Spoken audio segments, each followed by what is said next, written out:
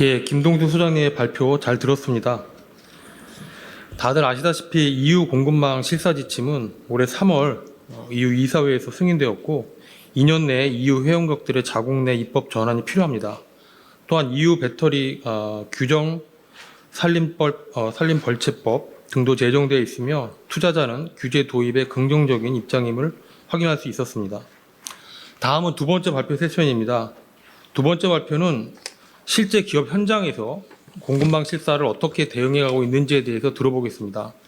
먼저 SK C&C ESG 플랫폼 사업팀의 최용국 매니저께서 공급망 실사 대응에 대해 발표해 주시겠으며 바로 이어서 주식회사 풀무원 ES 경영팀의 김현수 팀장님께서 ES 경영 실천 사례를 주제로 발표해 주시겠습니다. 각 15분씩 진행될 예정입니다. 먼저 최용국 매니저님부터 시작하겠습니다. 네, 인사부터 드리겠습니다. 저는 SK 주식회사 C&C 소속에 있고요. 소개해 주신 것처럼 ESG 플랫폼 사업팀에서 저희 그룹 내 혹은 대외적으로 서비스하는 클릭 ESG 플랫폼이라는 서비스를 좀 제공하고 있습니다. 그래서 저희가 이제 진행하고 있는 사항들을 실사 대응 사례 중심으로 좀 말씀을 드릴 텐데요. 어떻게 보면 저희 그룹에서 진행하는 전반적인 내용이라고 좀 보시면 될 것 같고요.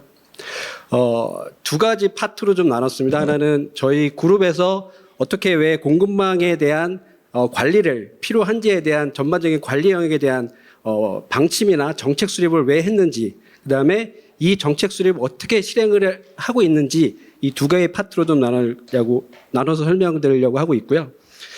앞서서 김동수 소장님께서 말씀하신 대로 EU의 규제들은 굉장히 많은 것 같습니다. 지금 말씀하셨던 CS-DDD뿐만 아니라 배터리 규정, 그다음에 에너지 관리 규정 같은 에코 디자인 규정뿐만 아니라 플라스틱 텍스라고 해서 폐기물에 대해서도 텍스를 부과하는 것까지 해서 입법화됐거나 아니면 입법이 추진 중인 게 거의 40개가 넘는 규정들이 지금 시행이 되고 있다고 합니다. 그래서 그중에서 먼저 오늘 주제로 되어 있는 공급망 ESG 공급망 실사법에 대해 위주로 말씀을 드릴 텐데요. 앞에서 공급망 실사법에 대해서는 전반적인 내용을 말씀을 해주셨고 저희가 포커스했던 부분은 요 실사 의무 조항 사항입니다. 단순히 공급망에 대해서 리스크를 진단을 한다. 이것만이 중요하다고 저희는 생각하지 않았습니다. 이 업체, 협력사에 대해서 이슈, 리스크를 진단하기 위해서는 사전에 준비할 게 필요하고 사후에는 어떻게 관리할 게 필요한지를 좀 포커스를 해서 실사 의무 조항인 5개의 조항에 대해서 어떻게 되어 있는지를 좀 파악을 했습니다. 그래서 원청사 입장에서는 실사 정책을 내줘야 해야 되고 그걸 기준으로 해서 협력사에 대한 리스크를 식별을 하고 그걸 어떻게 관리할지를 좀 해서 시행을 한 다음에 그걸 어떻게 모니터링을 하고 실사 정보를 어떻게 공개할 건지 이 5가지 단계를 좀 집중적으로 좀 보고 있었습니다. 그래서 공급망 실사법이라는 거를 그러면 왜 해야 될까? 이런 걸 그룹 차원에서 좀 봤을 때 규제기관인 EU 그걸 봤을 때 하위에는 글로벌 수요처가 있고요. 거기에 납품을 하고 있는 국내 대기업들 또 거기에 속한 협력업체들이 포함되어 있습니다. 이런 EU에 대한 규제뿐만 아니라 공급망에 대한 기업들의 해외 기업들의 관리 규제들이 굉장히 흔히들 말하는 너무 빡세서 국내 기업 대기업이 단독으로만 팔로우하기에는 정말 어려운 수준인 것 같습니다. 그렇다고 그 규제 자체를 협력업체에만 내리기에도 굉장히 협력업체들은 빡센 환경이 되는 거죠. 그래서 저희는 이렇게 생각을 했습니다. ESG 관리 자체는 단순히 각각의 기업이 단독적으로 관리해야 될 게 아니라 공동 노력이 필요하다라고 좀 생각을 하고 있고요. 엄밀히 따지고 보면 협력업체 자체도 대기업에 납품을 하긴 하지만 글로벌 수요체에 직접 납품하는 경우도 있기 때문에 각자 도생하기에는 너무 어려운 상황이다라는 게 저희가 좀 ESG 관리, 공급망 관리에 대한 필요성을 좀 찾아봤습니다. 그러다 보니까 중소, 중견기업에 대해서 대응 같은 경우도, 단독으로 진행하기 너무 어렵기 때문에 선진사들의 기준 제시를 바탕으로 해서 그 조건을 충족할 수 있는 사전 준비가 좀 필요하지 않을까라고 좀 생각을 했습니다. 그래서 이제 공급망 관리는 아까 말씀드린 대로 단독적으로 수행하는 게 아니다 보니까 공급망 ESG라는 거를 정의를 할 때 팀플레이라고 저희는 보고 있습니다. 그래서 대기업 단독, 협력사 단독이 아니라 각자가 협력해서 해야 될 부분이 있을 거라고 생각을 하고요. 거기에 정부기관의 지원, 가이드라인의 제시가 굉장히 필요한 게 현실이라고 지금 보고 있습니다. 그래서 수영이나 육상 경기처럼 내가 잘해서 금메달 따는 게 아니라 축구 경기나 야구 경기처럼 단체전을 통해서 함께 합심해서 금메달을 딸 수 있는 환경으로 이제 꾸밀어 나가는 게 공급망 ESG에 대한 추진 방식이 아닐까 좀 보고 있습니다. 특히나 정부기관 같은 경우에는 저 요즘에 하고 있는 업무가 ESG 경영 컨설팅이다 보니까 중소기업들 컨설팅을 나가보면 정보가 굉장히 아직 취약합니다. 그래서 산업부에서도 지금 제공하고 있는 서비스를 보면 한국에너지공단에서 보면 탄소 규제에 관련된 거나 재생에너지에 관련되어 있는 정보들이 굉장히 방대하게 많이 있습니다. 이런 것들을 기업들은 정보가 없다 보니까 그 정보를 취득을 못해서 팔로우를 못하는 경우들도 있더라고요. 그래서 정부기관에서 가이드라인도 중요하지만 정부에서 관리하고 있는 플랫폼이나 서비스들에 대해서도 많은 기업들한테 좀 인포메이션을 좀 많이 알려줘야 중소기업들도 좀 팔로우할 수 있는 맷집이 좀 생기지 않을까라는 생각이 좀 하고 있습니다. 그래서 저희 그룹에서의 공급망 ESG 지향점은 그냥 한 줄로 좀 요약을 하면 이렇습니다. 협력사의 ESG 리스크를 웰 매니징 할 수 있는 수준으로 좀 이끌어보자 라는 게 저희 그룹에서의 목표 지향점이었었고요.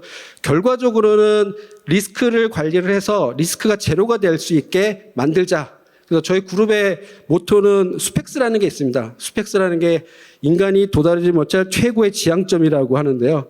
공급망 ESG에서도 지향점은 리스크 제로화를 목표로 해서 현재 진행을 하고 있습니다. 그래서 기업들한테 물어봤습니다. 그랬더니 22년 6월에 발표된 그 결과를 보면 공급망 지침에 대해서 대략적인 가이드 제공이 60% 정도 되고 그다음에 관리 수준에 대한 지원이 64%, 아직 지원이 없다라는 게 굉장히 많다 보니까 저희 관점에서는 밸류체인 전체적으로 성장에 대한 위협이 되는 요소들을 좀 배제를 하고 많은 정보를 협력사들한테 제공을 해줘서 거기에 대한 인센티브 제도까지 줌으로써 약간 당근을 많이 줌으로써 이제 협력업체들도 ESG 경영에 대한 수준을 높여보자라는 게 저희 그룹에서 바라보는 관점이라고 좀 말씀드릴 수 있을 것 같습니다. 그래서 구체적으로 이렇게 3단계로 진행을 했습니다. 저도 이제 2019년도부터 그룹에서는 SV라고 해서 사회적 가치를 화폐로 전환해서 재무적인 요소를 어떻게 측정을 할까를 먼저 시작을 했고요. 저도 19년도에 SV부터 시작을 해서 21년도에 플랫폼 구축하고 22년부터 저희 그룹 내 공급망 ESG 서비스를 제공을 하고 있는데 3단계로 저희 그룹은 나눴습니다. 그 거버넌스를 이제 그룹에서 제시를 해줬는데 22년도에는 정책을 수립하고 23년도에는 진단을 해서 나의 수준을 파악한 다음에 24년도에는 개선 지원을 통해서 사이클링 형태로 계속 반복적으로 협력사들의 ESG 수준을 끌어올려보자라는 목표고요. 저희 그룹은 따로 똑같이라는 개념도 있습니다. 그래서 전체적인 거버넌스는 행사하지만 각 사별로 이걸 좀 더 당겨서 할 수 있는 멤버사도 있을 거고요. 여기에 맞춰서 하는 멤버사도 있을 것 같은데 이 세 단계 중에 첫 번째 정책 수립은 최소한의 가이드라인을 좀 많이 제공해주고 진단 검증 같은 경우는 오프라인이 아닌 시스템을 통해서 플랫폼을 통해서 여러 협력사들이 동시에 진행을 해도 내가 한 번 진단할 때 여러 멤버사 기업들한테 제공해 줄 수 있는 플랫폼을 제공해서 언제든지 데이터를 조회하고 분석할 수 있게 하자라는 거에서 두 번째를 했고요. 개선 지원은 인센티브 제도를 그룹 차원 혹은 각사 차원에서 지원하는 활동을 지금 하고 있습니다. 그 사례를 좀 말씀을 드리도록 하겠습니다. 저희 공급망 전체 프레임워크를 이렇게 잡았습니다. 그래서 온라인과 오프라인을 동시에 진행하고자 하는 목적으로 좀 프레임을 잡았고요. 이 프레임은 아까 말씀드린 EU 공급망 실사법의 실사 의무 조항하고 거의 유사하다고 보실 수 있을 것 같아요. 그래서 첫 번째가 아까 보셨던 것처럼 정책을 수립하는 단계를 저희는 정책 단계로 보고 있고요. 그다음에 리스크 판단하고 리스크 관리, 모니터링 부분을 진단 및 평가를 통해서 온라인상에서 진행을 하고 그 이외에 이제 모니터링과 공시 효과를 성과 개선 지원을 통해서 컨설팅 지원을 통해서 ESG 수준을 협력사 이 수준을 높여줄 수 있는 프로세스 형태대로 진행을 하고 있습니다. 그래서 각 단계별로 체크 포인트들을 멤버사들이 공유를 하고 관리하고 있는데요. 기준 정의 같은 경우는 한 3가지 요소를 보고 있습니다. 행동 규범이 작성됐는지, 그 다음에 협력사 선정 기준이 가지고 있는지, 그다음에 협력사별로 산업군을 분류해서 묶음 단위로 그룹핑이 되어 있는지를 좀 알아보고요. 두 번째 자가진단 같은 경우는 협력사들도 진단을 하기에는 ESG에 대한 용어가 굉장히 어렵게 다가오고 있습니다. 그리고 이해하기가 굉장히 어려운 단어들이 많이 있다 보니까 진단을 하기 위한 최소한의 가이드라인을 제시하고 있는지를 좀 보고 있고요. 또 하나는 안내서, 그러니까 평가에 대한 기준들을 좀 알아야 자기가 관리하고 있는 문서들도 현행할 수 있는 시점을 좀 찾을 수 있기 때문에 안내를 하고 있는지를 좀 보고 있고요. 그다음에 협력사들에게 맡기는 것만이 아니라 원청사 기준으로 협력사가 진단한 결과를 확인할 수 있는 단계를 가지고 있는지 이런 포인트를 잡고 있습니다. 그 이후에는 제3자 검증 같은 경우에는 저희는 외부의 이제 검증기관들을 좀 저희 플랫폼에 해서 여러 검증기관들이 제3자의 눈으로 봐서 실질적으로 자가진단 결과가 맞는지를 좀 판단해서 레포트를 제시해주고 있고요.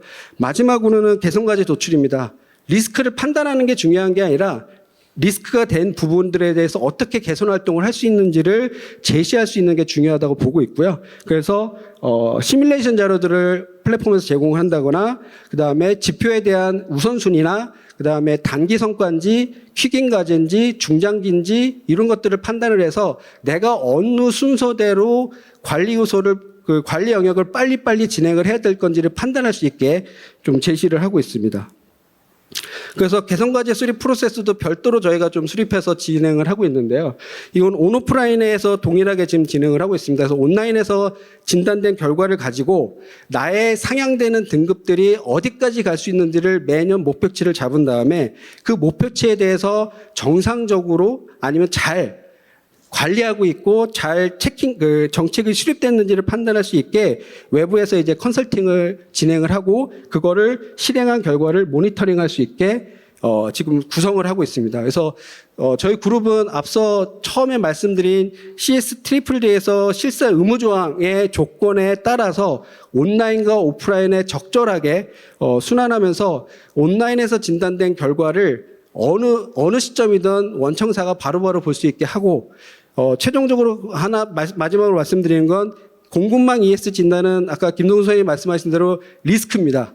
리스크에 대한 판단인데 그거를 판단해서 끝나는 게 아니라 잘 관리하고 잘 향상될 수 있게 지원해 주는 게 더 중요하다고 보고 있고 저희 그룹에서는 그렇게 잘 진행될 수 있도록 이행관리까지 진행한다고 좀 말씀드릴 수 있을 것 같습니다. 이걸로 발표 마치도록 하겠습니다. 감사합니다.